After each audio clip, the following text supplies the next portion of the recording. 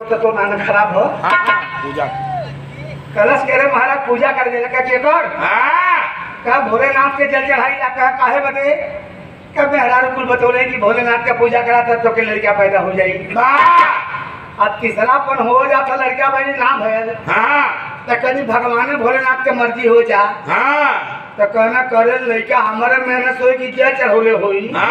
भोलेनाथ करिए भोलेनाथ कहने कि हम करब भैया अच्छा तो जल चढ़ाओ तो पति के बात नाम मतलब जल चढ़ाओ रहल भगवान भोलेनाथ का महिमा भई उ झगड़ू को दुल्हन गर्भवती भई 9 महीना 10 दिन पर झगड़ू के दुल्हन के एक हंसता खेलता सुंदर एक बालक पैदा हुआ। बड़ी खुशी बा आज खुशी है तो सोहर मंगल गीत गवा छे। अब झगड़ू के खुशी के ठिकाना ना है तो हमारे देहात में जब लड़का पैदा होला बच्चा पैदा होला तब माता तो हम सोहर गवली ये सोहर के मेरे स्वर्गीय बेचन भैया तो लेकिन जब ये सोहर गीत हम गाते हैं तो उनकी याद आती है। एक तर्ज के बेचन भैया गावे कैसे लगुले हो पहलवान देख के घबरा गए कहते सारा करुआ खेल पतले है। खेल तो की हाली तो सरकत जाई त सरकत जाएगी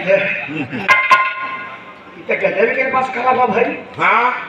अच्छा तो हाथ मिलावा गए हाथ आगे से मिलावा जा मुंह तो की लगा मुंह में हल्ली मुंह में छल जैसा ला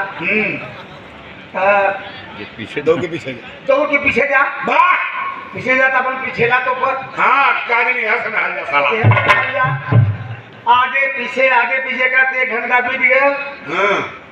अरे भरी कहना भैया मोहन तुब्बा पिछला तुब्बा की लड़बो करबा अंत में अंग्रेजी पहलवान और हिंदुस्तानी पहलवान सामने हाथ लगा भैया पैदा तो हाथ जीत हो गई। हम जिंदगी गवावा ना लगी हलवा तो नहीं करबा कि ना नहीं करबा राम जाना।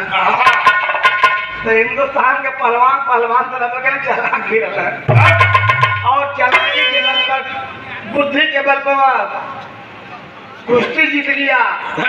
तो कभी जी लिखे थे बुद्धि से सागर की टीरी था जियो बुद्धि से